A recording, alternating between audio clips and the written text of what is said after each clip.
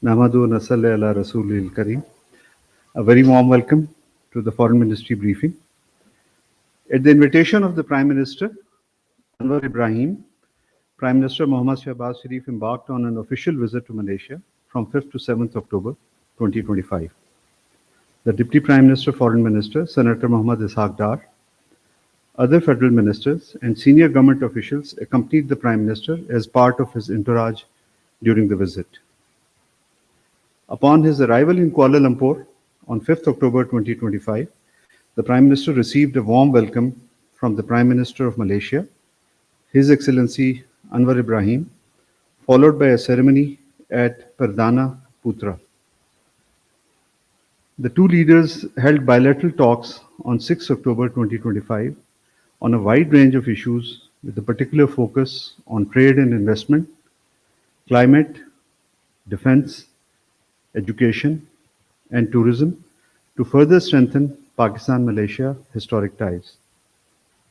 The Prime Minister welcomed Prime Minister Anwar Ibrahim's announcement of the import of halal meat worth $200 million as a significant milestone in Pakistan-Malaysia engagement in the halal sector.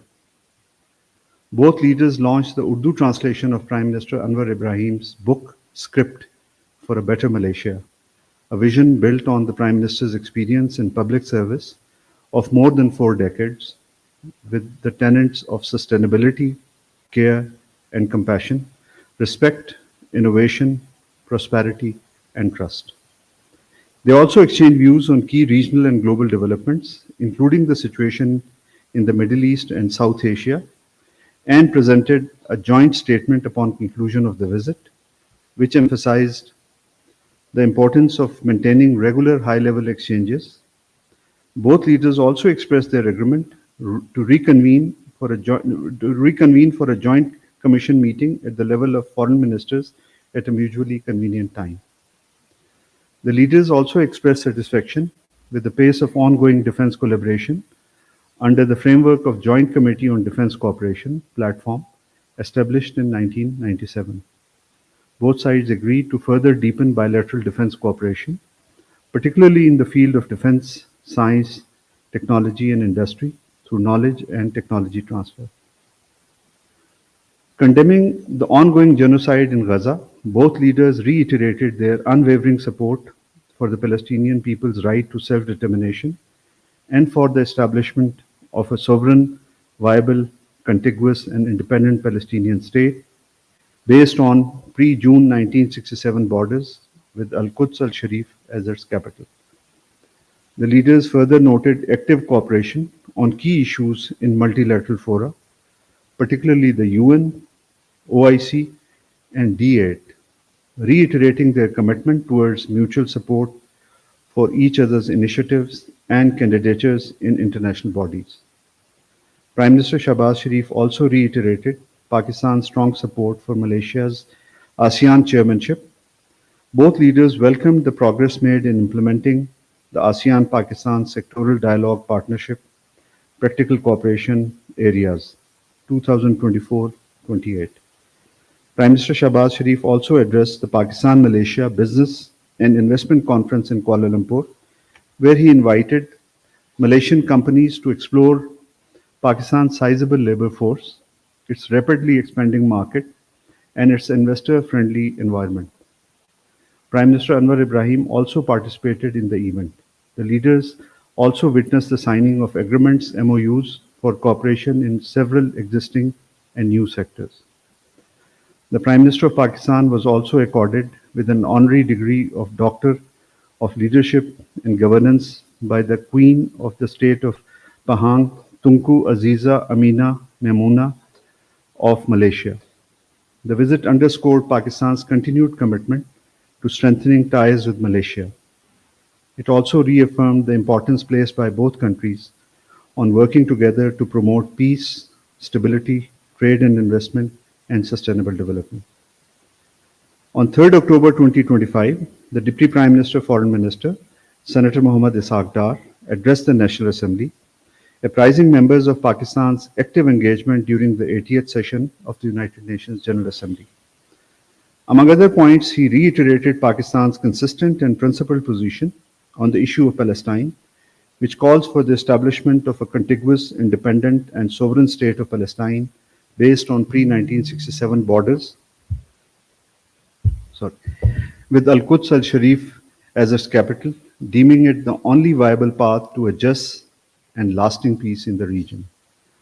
The Deputy Prime Minister, Foreign Minister, also briefed the House on Prime Minister Shahbaz Sharif's bilateral meeting with the US President Donald Trump at the White House, which was joined by Field Marshal Syed Asim Munir.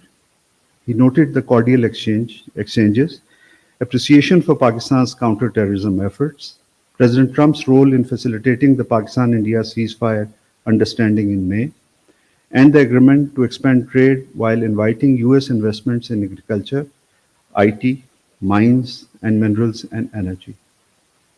Pakistan strongly condemned the interception of the global Sumud flotilla and the subsequent unlawful detention of 500 international activists on the Gaza-bound vessels, bringing much-needed humanitarian assistance to the besieged and beleaguered people of Gaza by Israeli forces, deeming it as another flagrant violation of international law and international humanitarian law by Israel.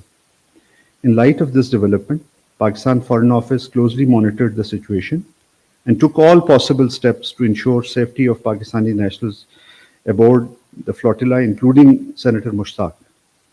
The Deputy Prime Minister, Foreign Minister held a telephone conversation with former Senator Mushtaq, where he lauded the Senator's courage and steadfastness for his participation in the global Sumud flotilla.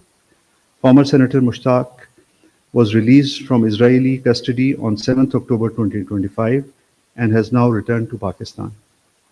Senator Mushtaq thanked the Deputy Prime Minister, Foreign Minister for the efforts made by Pakistan Foreign Office in reaching out to him in Tel Aviv via mission of a friendly European country and for facilitating his stay and safety at the Pakistan Embassy in Amman, Jordan. Pakistan welcomes the announcement of an agreement for ceasefire in Gaza and believes that it is a historic opportunity to secure lasting peace in the Middle East. We appreciate President Trump's leadership throughout the process of dialogue and negotiations, which are reflective of his unwavering commitment to world peace. We also applauded the role of the leaders of Qatar, Egypt, and Turkey for their untiring efforts in negotiating the deal. We appreciate the Palestinian people who have suffered in an unprecedented manner, one that should never, ever be repeated. Pakistan strongly condemns the recent provocation at Masjid al-Aqsa. The world must hold the occupiers and illegal settlers to account and prevent any further actions that undermine the enormous efforts made by President Trump to reduce tensions and pave the way for lasting peace. With regard to Gaza and Hamas' response to President Trump's peace plan, the Deputy Prime Minister, Foreign Minister, Senator Mohammad Ishaq Dar, held telephonic conversations with the Egyptian and Saudi foreign ministers on 4th October 2025. In his conversation with the Foreign Minister of Saudi Arabia, His Highness Prince Faisal bin Farhan Al Saud, the two leaders discussed regional developments, including the situation in Gaza, and reviewed ongoing diplomatic efforts, including engagements and consultations among the 8 Arab Islamic countries and the United States in New York, aimed at achieving an immediate and durable ceasefire, ensuring unhindered humanitarian assistance, and to secure lasting peace in Gaza. The Deputy Prime Minister, Foreign Minister appreciated the Saudi Foreign Minister's continued engagement and constructive role in these efforts. They also discussed recent developments, including Hamas' response to proposal of President Donald Trump. Both ministers reaffirmed their firm commitment to the Palestinian cause, agreed to remain closely engaged with Arab and Islamic partners, as well as the international community, to advance a just, comprehensive, and lasting peace based on the two-state solution. In his telephonic call with the Foreign Minister of Egypt, the Deputy Prime Minister, Foreign Minister exchanged views on key matters of bilateral relations and regional developments, particularly the grave situation in Gaza. His Highness Prince Mansour bin Mohammed Al Saud, Chairman of the Saudi-Pakistan Joint Business Council, leading a high-level Saudi business delegation arrived in Islamabad on 7th October 2025. During their stay, His Highness and the accompanying delegation held meetings with the Pakistani leadership, including Prime Minister Shahbaz Sharif and the Deputy Prime Minister, Foreign Minister, Senator Mohammad Ishaq Dar, and engaged with senior government officials, chambers of commerce, and leading business groups to explore avenues for enhanced bilateral trade and investment cooperation. The visit underscored the deep-rooted and brotherly ties between Pakistan and the Kingdom of Saudi Arabia and reflected their shared commitment to expanding economic and investment partnerships under the framework of Saudi-Pakistan Joint Business Council.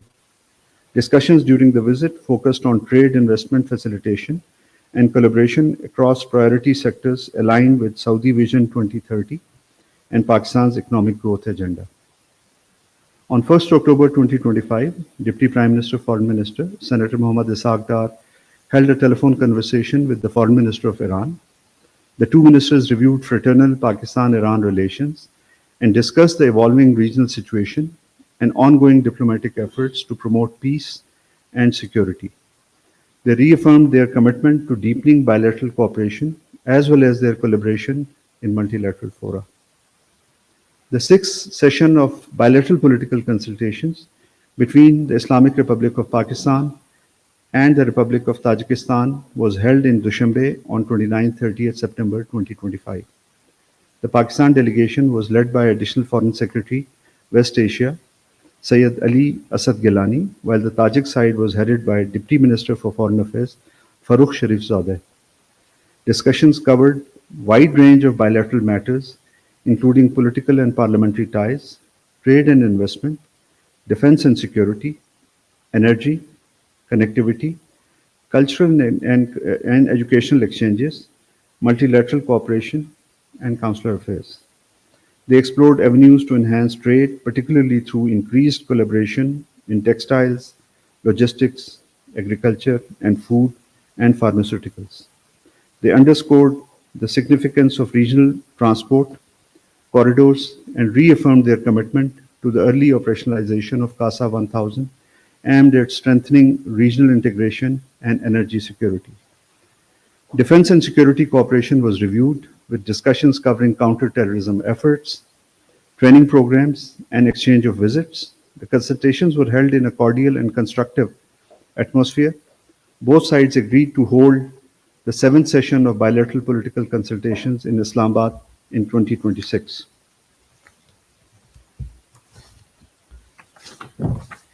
Ambassador Mohammad Sadiq, Pakistan's Special Representative for Afghanistan, represented Pakistan in the meeting of quadripartite group of countries comprising Pakistan, China, Iran, and Russia in Moscow, and subsequently in the meeting of Moscow format. He also held important bilateral meetings, including with Foreign Minister Muttaqi and other senior diplomats from the regional countries. I thank you. The floor is open for questions.